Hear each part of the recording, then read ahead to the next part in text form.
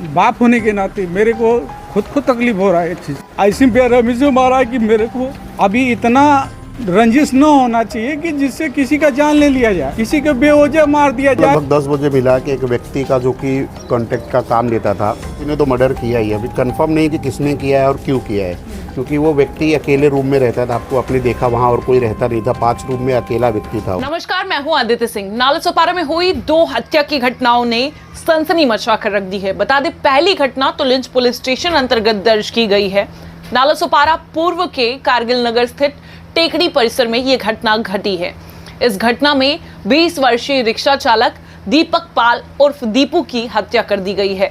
बता दें, दीपू के साथी शिवा की रफीक के साथ में पिछले कई दिनों से आपसी अनबन चल रही थी।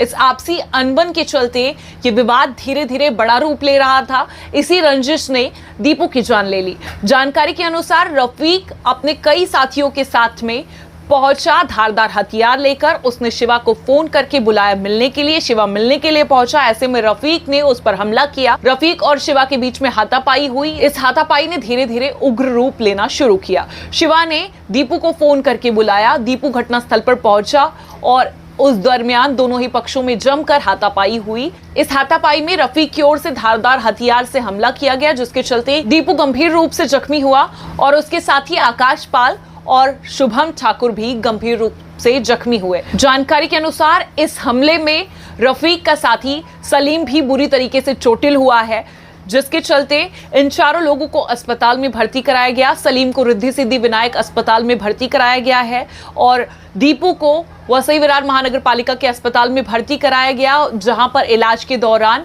दीपू ने दम तोड़ दिया और उसके साथी आकाश पाल और शुभम ठाकुर को हाल फिलहाल शताब्दी अस्पताल में भर्ती कराया गया है। दोनों की अवस्था काफी गंभीर बताई जा रही है, लेकिन इलाज के दरमियान क्योंकि दीपू की जान चली गई, ऐसे में पंचनामा कर दीपू के मृतदेह को पोस्टमार्टम के लिए भेजा गया।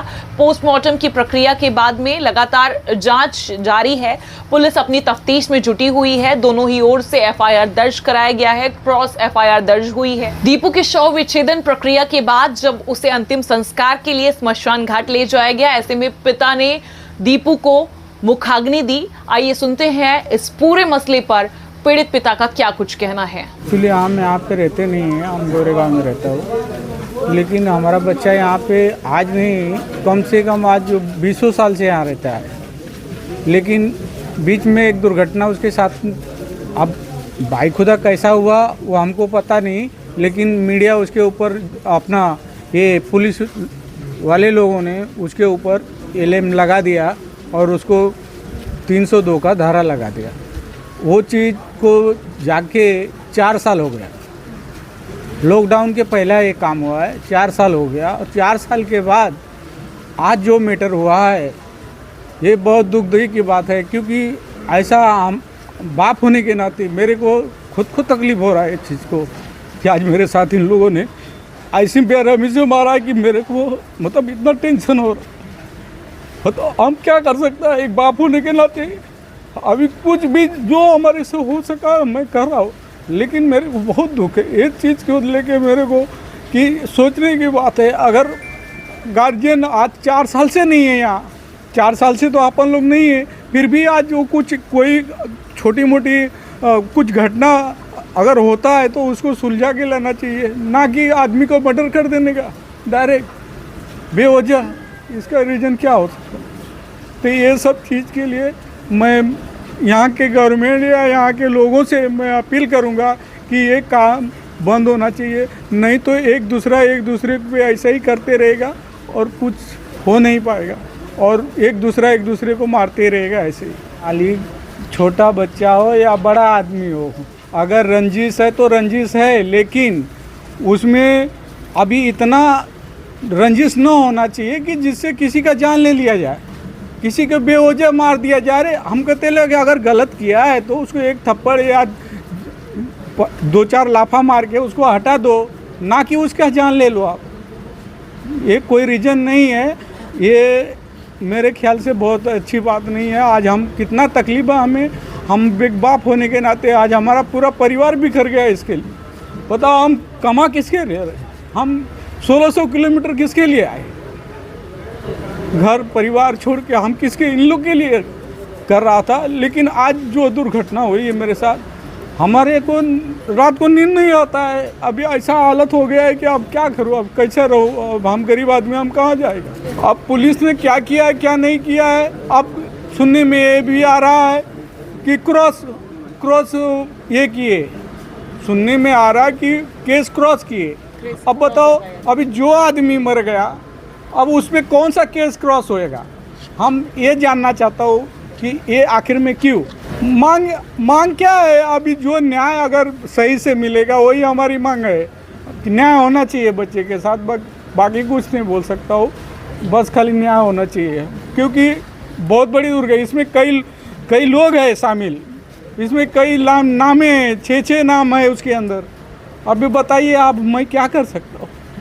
एक बाप होने के नाते तो मैं खाली हाथ जोड़ से विनती करता हूँ कि आप लोग कुछ ऐसा करिए कि ताकि ये सब चीज़ जो हो रहा है वो बंद हो। बस मैं हाथ जोड़ के विनती करता हूँ आपसे, बस बाकी कुछ नहीं पूछ सकता। हालांकि इससे पहले भी दीपू पर कई छोटे बड़े आपराधिक मामले दर्ज थे, लेकिन जानकारी के अनुसार इस दुर्घटना में दीपू बीच बचाव करने के लिए पहुंचा था, जिसके चलते उसे अपनी जान गंवानी पड़ी। इस पूरे मामले पर पीड़ित परिवार लगातार न्याय की गुहार लगा रहा है। अब देखना यह होगा कि पुलिस की कार्यशैली इस पर किस तरीके से कामकाज करती है। दूसरी घटना पेल्हार पुलिस स्टेशन अंतर्गत दर्ज की गई है। जानकारी के अनुसार 51 वर्षीय प्रमोद बिंद उर्फ कतवारू, जो श्रमिक ठेकेदार थे, बीती रात धारदार हथियार से गला रेत कर उनकी हत्या कर दी गई है। प्रमोद बिंद इन दिनों अपने घर पर अकेले रह रहे थे। उनके आसपास में जो 4 से 5 घर हैं, वो सभी प्रमोद बिंद के घर हैं। प्रमोद बिंद का पूरा परिवार इस समय गांव गया हुआ था और बीती रात कुछ लोग प्रमोद बिंद के घर पर पहुंचे। जानकारी के अनुसार प्रमोद बिंद के मृतदेह के पास से शराब की कुछ बोतलें भी बरामद की गई हैं, जिसके चलते तरह तरह के कयास लगाए जा रहे हैं कि आखिरकार हत्या को किस तरीके से अंजाम दिया गया होगा और क्या कुछ वजह हो सकती है। हालांकि अब तक कुछ भी स्पष्ट नहीं हो पाया है। पुलिस लगातार इस मामले में तफ्तीश कर रही है, लोगों से बातचीत कर रही है और जानकारी जुटाने की कोशिश कर रही है, लेकिन अब तक हत्या के पीछे की वजह स्पष्ट नहीं हो पाई है। इसी के साथ बता दें कि सभी हमलावर फरार बताए जा रहे हैं। अब तक उन पर भी दबिश नहीं दी जा सकी है। प्रमोद बिंद के शव का पंचनामा कर शव विच्छेदन की प्रक्रिया के लिए भेज दिया गया। जानकारी के अनुसार प्रमोद बिंद का बेटा आज सुबह लगातार उन्हें कई बार कॉल कर रहा था। पिताजी फोन नहीं उठा रहे थे, जिससे परेशान बेटे ने अपने चाचा को फोन लगाया और घर पर जाकर पता करने के लिए कहा। और घर पर जब चाचा पहुंचा तो ऐसे में समझ आया कि प्रमोद बिंद की हत्या कर दी गई है, जिसके बाद सूचना पेल्हार पुलिस स्टेशन में दी गई और फिर अब लगातार इस पर तफ्तीश जारी है। आइए सुनते हैं स्थानीय बीजेपी कार्यकर्ता संतोष यादव ने इस पर क्या कुछ प्रतिक्रिया दी है। सर, आता है घरतवाड़ी, जयम्बे नगर घरतवाड़ी में आता है बिलालपाड़ा। हम लोग को भी सूचना मैडम लगभग 10 बजे मिला कि एक व्यक्ति का जो कि कॉन्ट्रैक्ट का काम लेता था, खरपत्तू कतवारू करके नाम था वो व्यक्ति का। हम लोग आए तो यहाँ बहुत सारे पुलिस वाले पहले से मौजूद थे और घटनास्थल पे जब पुलिस को पता चला तो पुलिस ने भरपूर लोगों का सहयोग के यहाँ पे तुरंत आए और बॉडी को एक्सपोर्ट करके एम्बुलेंस से लेके गए। और मैडम, ये ऐसी घटना यहाँ पहली बार हुआ है। इसके पहले यहाँ कभी भी ऐसा मर्डर का वारदात इस क्षेत्र में नहीं हुआ है। गणेश नगर, इस घरतवाड़ी में दोनों ऐसा एक एरिया है जहाँ आज तक कभी मर्डर का ऐसा कुछ नहीं हुआ है। पहली बार ऐसा हुआ है। यहाँ के लोग काफ़ी डरे हुए हैं। ऐसी घटना घटी उनके यहाँ बाजू में रहने वाले आप देख सकते हैं कि चाली का वैसे ही बहुत दुर्दशा है एरिया में, पानी, गटर, रोड आपके सामने ही है सब। फिर भी लोग रहते हैं और अब ऐसी घटना के बाद लोगों के अंदर डर है। हम और चाहेंगे कि हमारे वरिष्ठ पुलिसजनों से कि यहाँ पे थोड़ी से और जो पेट्रोलिंग है उसको बढ़ाए कि लोगों के अंदर जो डर है वो धीरे धीरे ख़त्म हो। पता अभी जैसे अभी तक किसी को पुलिस ने पकड़ा नहीं है और इस पर संदेह किसी ने तो मर्डर किया ही है। अभी कंफर्म नहीं कि किसने किया है और क्यों किया है, क्योंकि वो व्यक्ति अकेले रूम में रहता था। आपको आपने देखा वहाँ और कोई रहता नहीं था, 5 रूम में अकेला व्यक्ति था वो। तो वहाँ किसी का आना जानी, चाली वालों का भी आना जाना नहीं था, तो इसके वजह से कुछ कंफर्म नहीं हो पा रहा है कि हुआ क्यों है। इस तरह से एक ही दिन में 2 हत्या की घटनाओं के सामने आने से परिसर में अफरा तफरी का माहौल बना हुआ है और लोग काफी चौंक चुके हैं। लेकिन इस पूरे मामले पर पुलिस आगे किस तरीके से कार्रवाई करती है और क्या कुछ होता है, ये सब कुछ देखने वाली बात होगी।